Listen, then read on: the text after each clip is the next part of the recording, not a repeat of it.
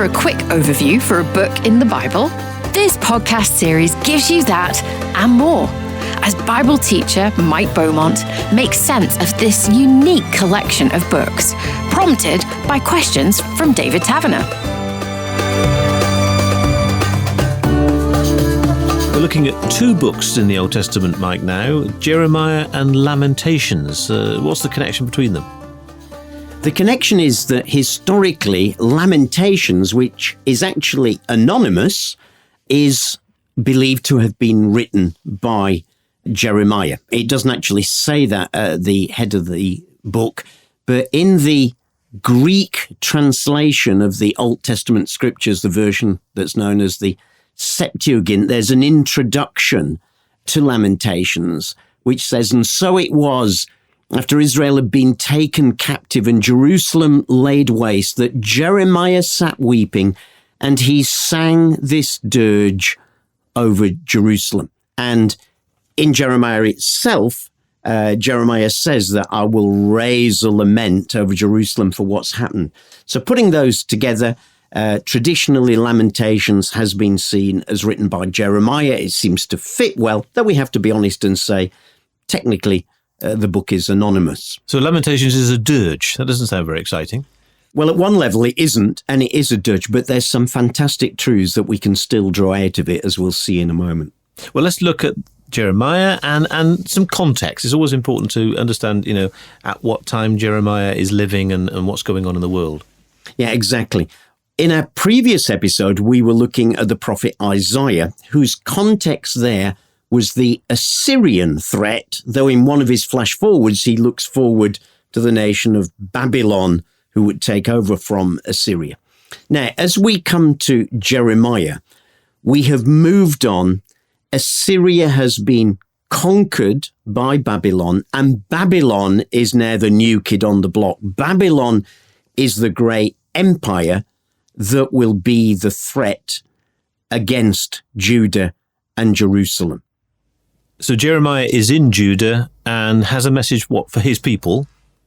Yeah, that's right. He was born around about 650 BC, and he was called to be a prophet. Well, we can work it out in 626 BC, because chapter 1, verse 2 tells us it was in the 13th year of Josiah. Now, Josiah was that king who had become a king at a very young age, very godly guy. He'd put his trust in God. And at the start of his ministry, Jeremiah really is sort of encouraging. He gets right behind everything that Josiah does. But after his reign, other kings that follow him are far less godly. And it will be at that point that Jeremiah's ministry becomes one much more of confrontation of king and people. How did he become a prophet? Well, just like we saw with Isaiah, he was called to it. But there was a very different call. We're told about this in chapter 1, and we're simply told that the word of the Lord came to me. Now, he was not sort of a prophet from birth. In fact, he was due to be a priest. The opening words of the book are the words of Jeremiah, son of Hilkiah, one of the priests. Hello. If he was a son of a priest, that meant that he would also have been a priest. So from a young age, his father would have been teaching him and training him in the ways of the law. And he would have expected by the time he reached 30 to have become a priest. But God gets him in his mid-20s, redirects him and calls him to be a prophet with a powerful encounter. He calls him in chapter 1, "Before I formed you in the womb, I knew you. Before you were born, I set you apart and appointed you to be a prophet to the nations." My goodness, I'm always staggered by that, because here is God who had a sense of what he wanted Jeremiah to be, even before Jeremiah was a twinkle in his parents' eye. God had a plan and a purpose for him to be a prophet. And Jeremiah responds, "Oh, Lord, I don't know how to speak," which is sort of a pretty basic thing for a prophet, isn't it? I don't know how to speak. I'm only a child. And God says to him, don't say to me, I'm a child. You must go to everyone I send you and say whatever I tell you. Don't be afraid of them. It's interesting, isn't it? When God always says, don't be afraid in the scriptures, there's normally a reason for it. Clearly, he's welling up thinking, no, my goodness, I can't do this. God says, don't be afraid. Sees straight into his heart. I'm with you. I'll rescue you. And then the Lord reached out his hand and touched my mouth. Isn't that interesting? In the previous episode, we saw how Isaiah had to have his lips touched as well. God touches his lips and says, I've put my words in your mouth. See, today I appoint you over nations and kingdoms. And here's the heart of what his ministry will be: to uproot and tear down, to destroy and overthrow. There's going to be a lot of challenging work here. Why? Because there was so much in Judah at this time that did need pulling down and destroying, godless ways, but also, he says, to build and to plant. So there would be hope too out of this ministry. How did he process this personally? Was he just a channel for a message from God? Well, you know what? I think it's important that with all of the prophets, we never think of them as sort of loudspeakers, with God on the microphone at the other end, and God presses a button and they open their mouth and these words come out. These prophets throughout the Old Testament, God uses them, their character, their background, their training. So Ezekiel, for example, who'd been trained to be a priest, much of his prophetic words will come out in priestly imagery and temple imagery. Why? Because that's how he thought. Isaiah, well-trained, well-educated, beautiful poetic language, seemed to have access to the royal courts very easily. So that's how his words come out. Jeremiah, very different to all of them. And there seemed to have been, frankly, a lot of internal struggle at times. So I think for Jeremiah, it wasn't just a case of opening his mouth and giving it. This often sort of cost him. There would be a lot of, I think, inner processing of it.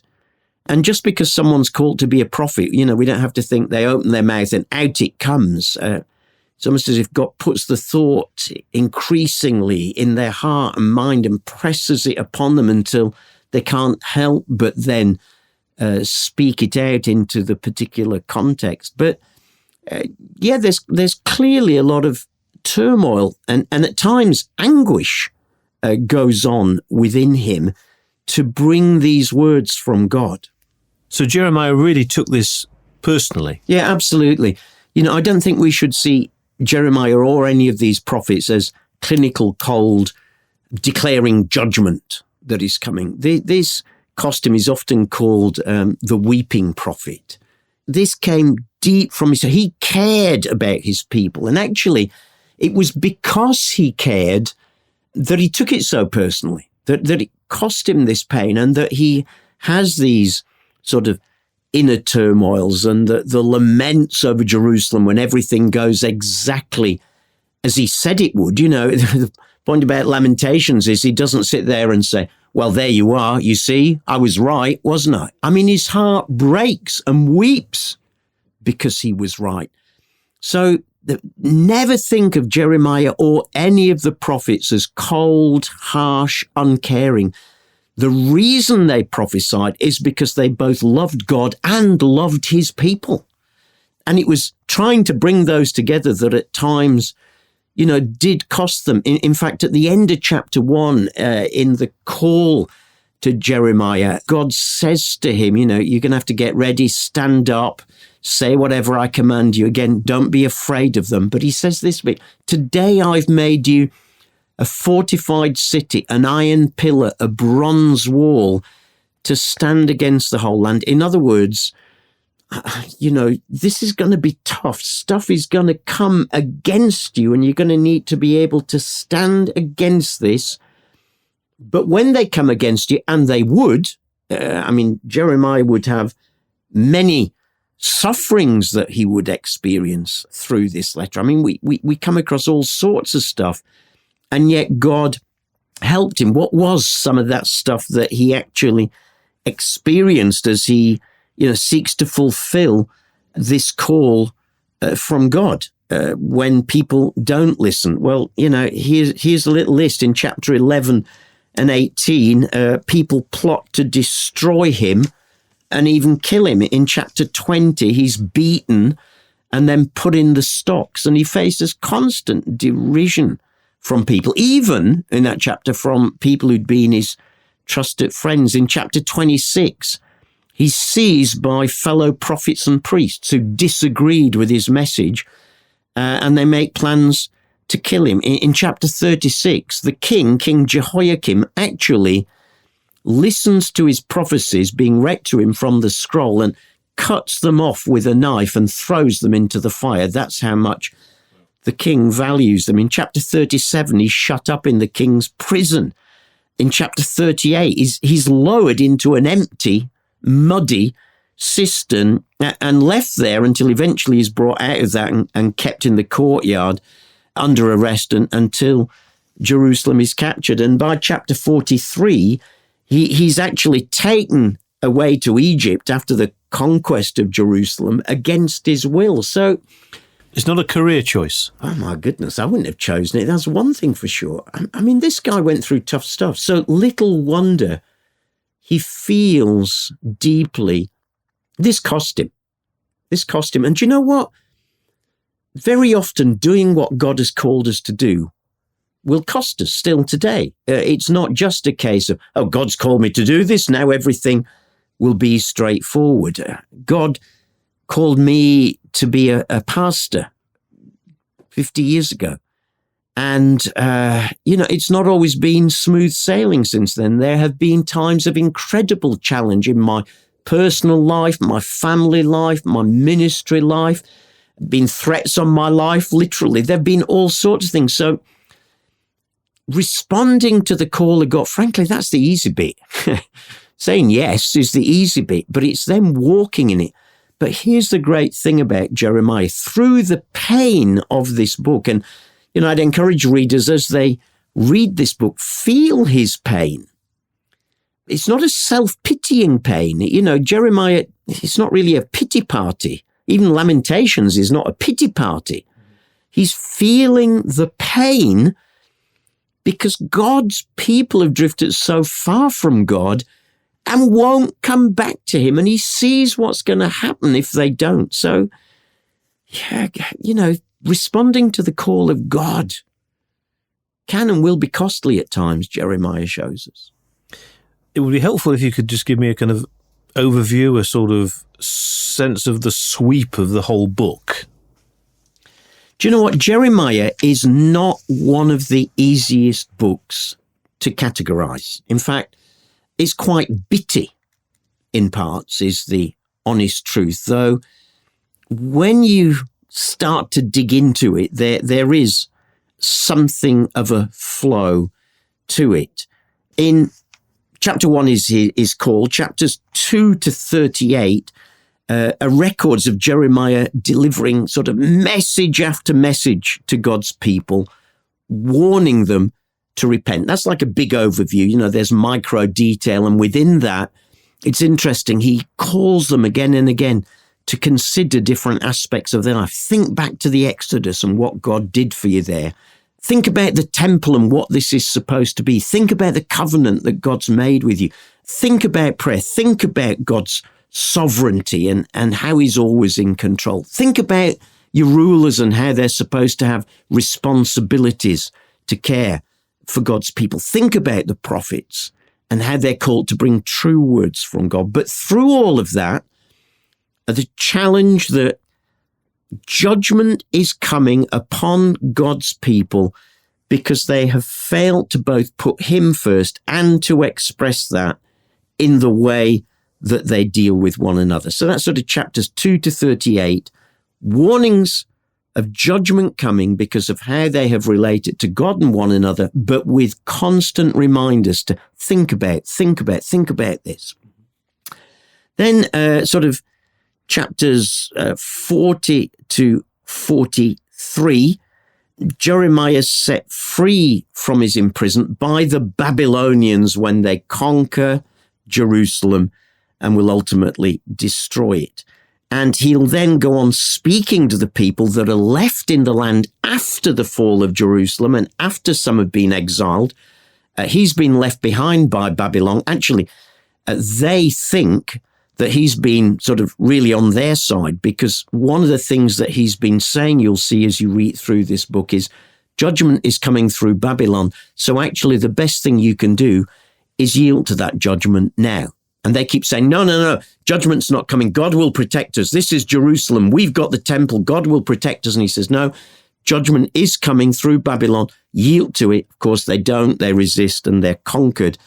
And so when that happens, chapters 40 to 43, he's allowed to stay in Jerusalem because the Babylonians think he's really been helping them. And he then in those chapters challenges the people who are left in the land to stay there, to go through the process, not to flee to Egypt, as some of them were wanting to do, but they reject his advice and actually head for Egypt and take him with them. He doesn't want to go. He wants to stay there. And presumably he dies there in Egypt. And then in 46 to 51, we find him prophesying against the whole nations around, saying that judgment is coming there too. So there's sort of three broad sections.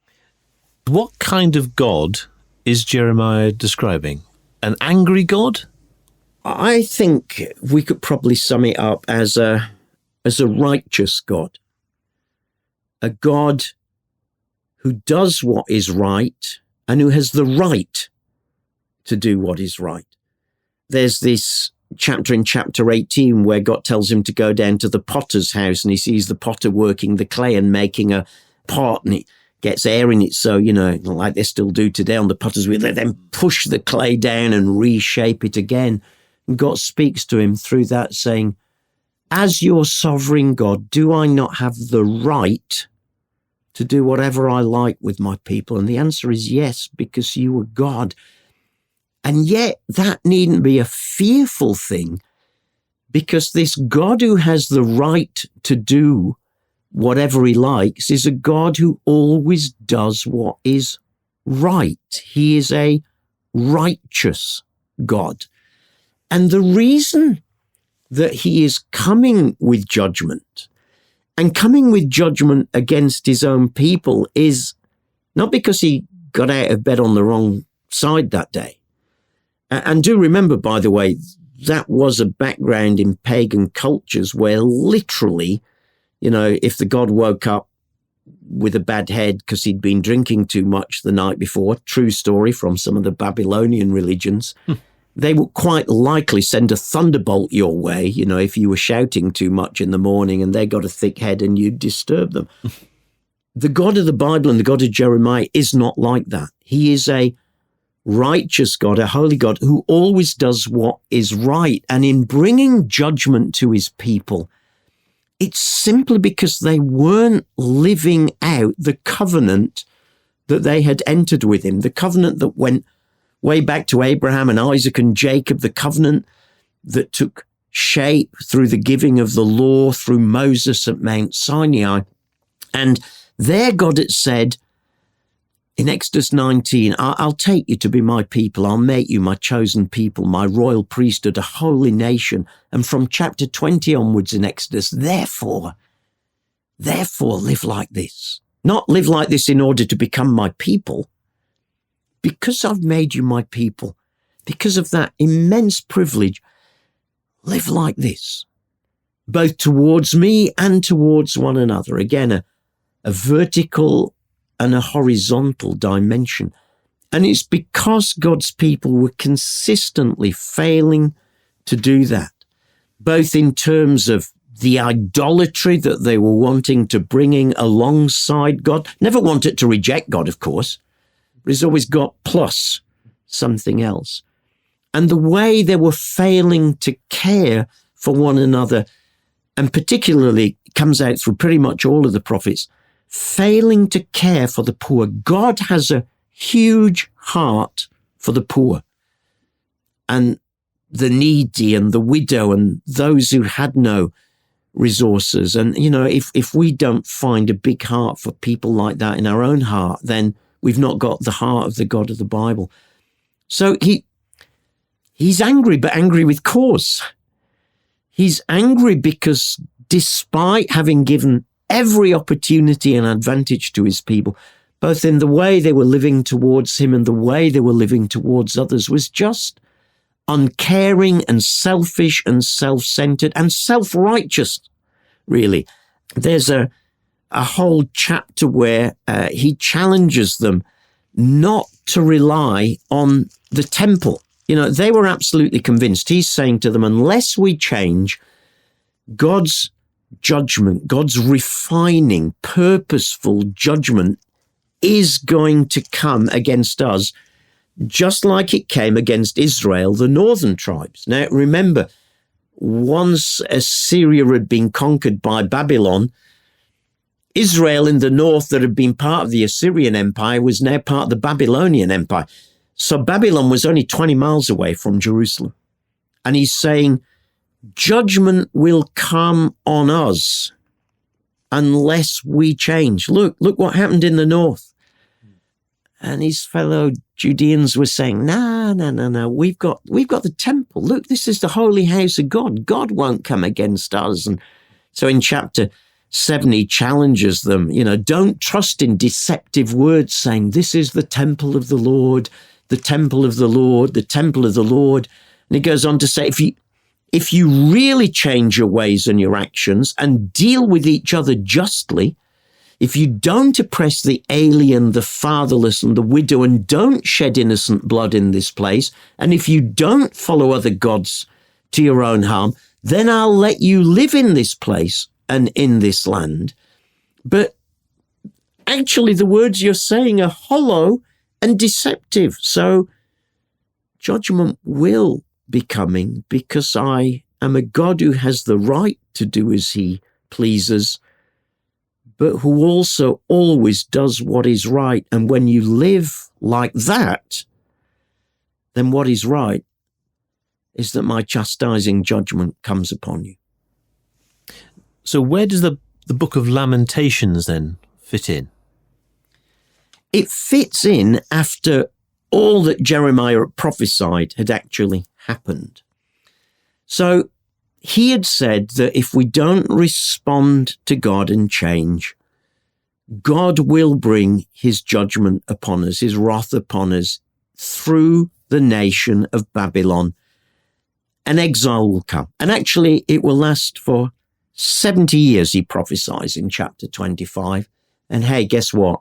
It was exactly 70 years from the very first exile to the day when Judah would come out of its exile. But of course, what about that 70 years? That is a long time for people to reflect on what had happened. A whole generation. Exactly. And it's like God's letting that whole generation die out. And a new generation who would be born in exile, who would eventually come back. But as Jeremiah looks at what has happened, he writes these laments. Now, it seems like these laments were either written in that short period when he was allowed to stay in Jerusalem by the Babylonians after the bulk of the people had been exiled to Babylon, or when he was taken against his will down to Egypt. And there are these 4 chapters of laments, but not a sense of, you see, there you are, I told you, I was right, wasn't I? Not a hint of that. His heart aches over what had happened to his beautiful city and his beautiful temple. And so in Lamentations, which are basically 5 poems lamenting the capture and the destruction of Jerusalem. Beautifully written, by the way. The 5 poems, 4 of them have 22 verses each, and the 5th one has 22 times 3, 66 verses in it. So really carefully crafted. This is not just stream of consciousness writing. This was careful reflection as he reflects, and he sort of alternates between comments on Jerusalem, speaking as the city itself, and then responding and offering words of hope, and using quite graphic imagery. In chapter 1, he describes Jerusalem as a desolate widow who's sitting alone, left alone in the night, crying over her children. So he uses quite powerful imagery to express his deep, deep pain that what he said would happen had happened, and it needn't have happened if only God's people had responded. You said before that Jeremiah was a weeping prophet, somebody who took it to heart. So that comes out very strongly in this collection of 5 poems. Yeah, absolutely. Through this imagery that he uses in chapter 3 in particular, he reflects sort of on his own misery there, and he really identifies with his people. You know, he takes their sorrows as if they were his own. And really they weren't, you know, because he was the one who'd responded to God. And yet, in spite of all his suffering, he's convinced that God could still be trusted. And in Lamentations chapter 3, there is one of my most favorite verses in the whole of the Bible. It's one that I learned as a young Christian. I don't know how I came across it, because Lamentations is a pretty obscure book, but I came across it, and I tell you, this verse has taken me through things again and again. And there, in the midst of his lamenting and identifying with God's people in a really graphic way in chapter 3, he says, I remember my affliction and my wandering, the bitterness and the gall. I remember them, and my soul is downcast within me. Yet this I call to mind, and therefore I have hope. Because of the Lord's great love, we are not consumed. For his compassions never fail. They are new every morning. Great is your faithfulness. I say to myself, the Lord is my portion, therefore I will wait for him. And it was those words that I learned. Because of the Lord's great love, we are not consumed. His compassions never fail. What? Even in the midst of everything that's gone wrong? Yeah, even in the midst of everything that has gone wrong, his mercies never fail. They are new every morning. Great is your faithfulness. And those words took Jeremiah through these painful laments as he looked back and saw that all that he had said had come true. And for me, these are still resounding words of Jeremiah that can still take us through when we are facing tough times, frankly, even times that were our own doing. Because these were, the only reason that Jerusalem and Judah ended up in this trouble was because it wouldn't listen to God. And Jeremiah could have easily said, there you are, told you so. But no, in his heart, there's just pain and lament that they wouldn't listen, and that this is what they had to go through. But this he knew, that God was still faithful, and that God still had a plan. And that after the 70 years that he prophesied, God would turn things round. And we know from history, of course, that's exactly what he did. Why? Because great is your faithfulness. So despite facing the worst of times, he had a sense of perspective about them. Yeah, and I think it must have come out of that first encounter with God, that God had called him to this task, that God had given him a work to do. God had warned him how hard it would be and how he wouldn't always be received. But yeah, he was a prophet who could keep perspective. I think he had to fight for that at times, by the way. You know, he's not a prophet who said, yes, I know the Lord is always in control. Read the book, for goodness sake. He has to grapple with this, as we still often have to do today. And certainly in Lamentations, you know, there's an encouragement there to be honest with God. Pour out the stuff to God, how you were feeling. But he was a prophet who had kept a perspective because he'd seen God. He knew God. And I think once we've done that, once we've had an encounter with God, then we know that whatever happens, we can keep perspective even through the tough times, even when we have to pour out our hearts to him, even when things don't work out as we had hoped they would. Why? Because your mercies are new every morning, Lord. And truly, even when things look bad, great is your faithfulness. Bible Books in 30 Minutes covers every book of the Bible. And you can hear Bible teacher Mike Beaumont in conversation with David Taverner in more 30-minute podcasts. Bible biogs, Bible surprises, Bible songs, as well as their journeys on location in the Holy Land and beyond. Jesus, Then and Now, and Unstoppable Church, Then and Now. Making sense of the Bible for life every day.